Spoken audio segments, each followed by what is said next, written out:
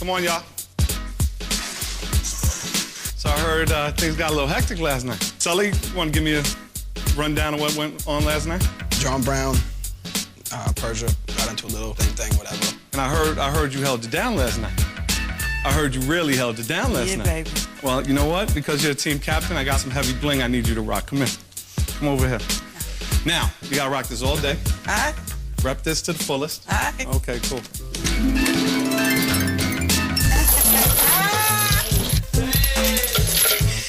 When I first saw Serge pull that necklace out the box, I was like, wow, that chain is no joke. When I argue with people, I generally don't use the word because I don't use it in a malicious manner. But I do say it to my friends, so it's bound to happen. See, here's the thing. That word don't play here. All right. Regardless. There was a time in history when those chains were real and they were on black people. So what are you really doing if you use that word and you claim to represent hip-hop? That word don't float around the country. Mississippi, Tallahassee, Birmingham, they're not really having it, man.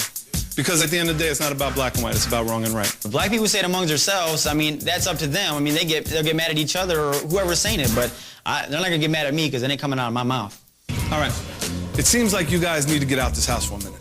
All right, so I got a little recreation thing for y'all to do. Now, big willies, they like to play golf. That's a big thing now, you know what I'm saying? Everybody's playing golf. Y'all are little willies. So y'all gonna go play some miniature golf, and that stays on. All right? All right? Have a good time. All right, y'all. I mean, like, that was vicious earlier. This chain was worth putting him in his place. It really was. This jewelry thing is getting out of hand. What you think about her chain? Is it heavy? Yeah, Very. very, very heavy. Persia looked silly wearing a big N-word chain around her neck, you know what I mean? And honestly, I felt bad for her, but she brought it on herself, I guess. I don't want to see someone suffer, but perhaps she brought some suffering upon herself. It's a heavy word. I don't play golf and I can't get my hands around his stick. And this thing was bling bling. I mean, this thing was shiny. If you looked at it the wrong way, you might get cataracts. I didn't realize how heavy it was until she actually got closer and I saw it around her neck and I saw her going like that, just totally weighing her neck down. But it was supposed to be a hard lesson to learn in life, not a heavy lesson.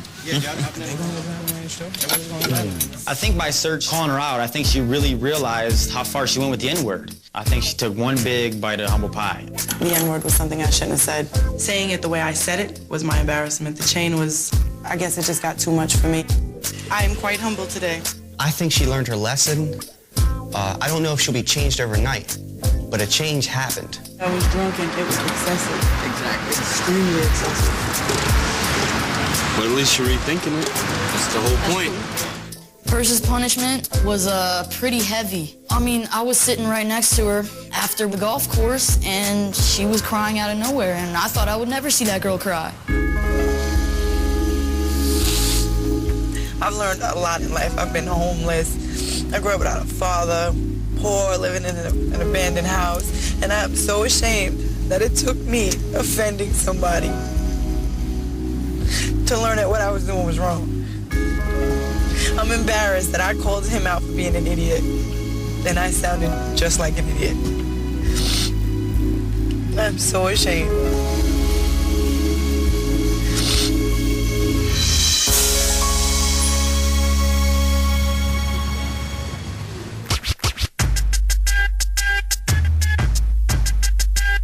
It is not a game, people, out here now. All right, today is elimination, which means one of you is going home, and your chance at $100,000 is over like Vanilla Ice's career, all right? So because it's elimination, I brought you a little special gift. You have to wear these sneakers to each elimination, but I'm greedy. So when you get eliminated, I want my sneakers back, all right? Come get your sneakers, all right? Tonight, you face elimination. I've been doing this a long time, so I'm not even worried about it. I'm gonna win this thing. I'm not worried about who goes, really. I mean, I've made some great friends in this house, and if they go, it's just one less person.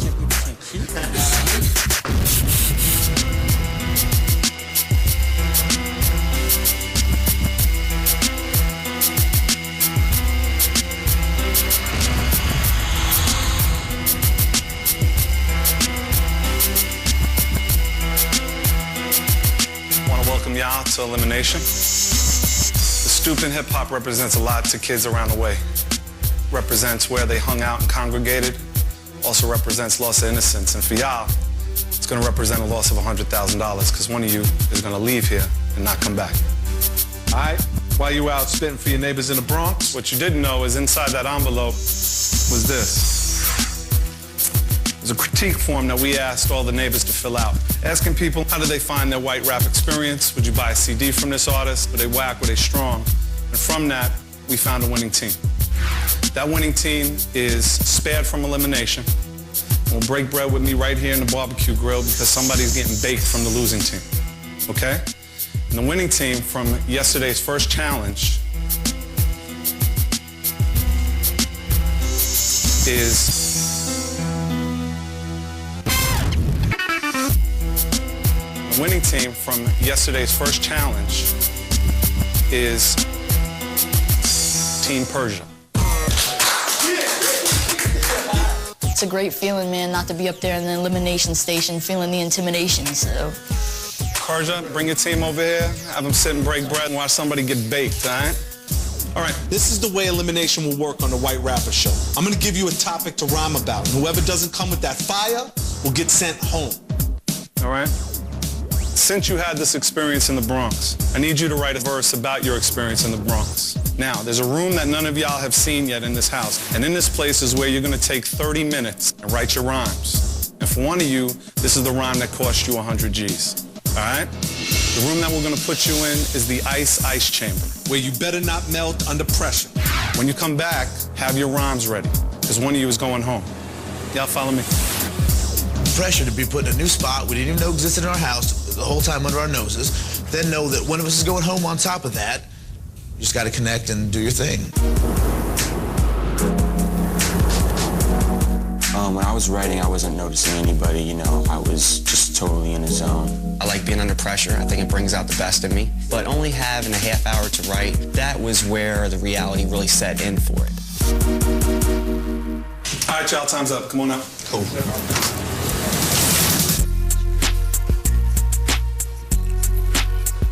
So, $100,000 on the line. Y'all ready? Let's get it popping. The subject is the Bronx. Since you're the team captain, John Brown, we're gonna start with you. Sure. Everybody else sit down. All right? Go ahead. Over 30 years of rap, and it's made a lot of money. Hit the streets of the Bronx, 5 rappers all hungry. We saw a lot of struggle, but the was kind of funny. The Bronx still the poorest borough in the frickin' country. Hey yo, we next, in the heart of BX. I thought about Malcolm, my last name could BX. Gotta spit that fire poem, let's get this ride on. This is John Brown, here to infiltrate Viacom. Hallelujah, holla back, little homie.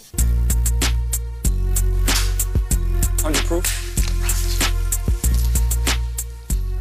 So I headed down the street with a red bag and some crackers. In other words, me and 4 other white rappers. Up and down the street just like some backpackers. Down to drop knowledge. Yo, don't get it backwards.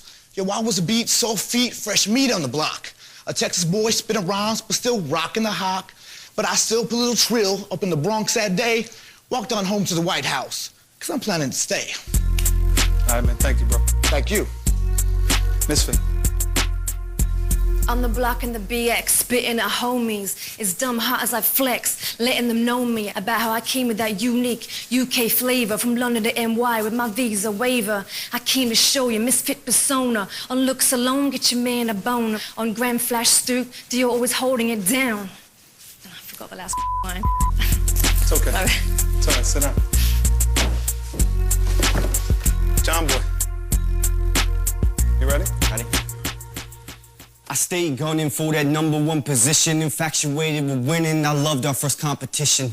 No composition for me to pencil out my attitude. I'm at the White House, but not on Pennsylvania Avenue. I'm in the boogie down 100 grand in cash on the line. That's why I ripped it for Grandmaster Flash. So all in all, the Bronx opened my eyes, cause I know if I make it here, I'm gonna make it before I die. All right, bro. Thank you, man. Thank you.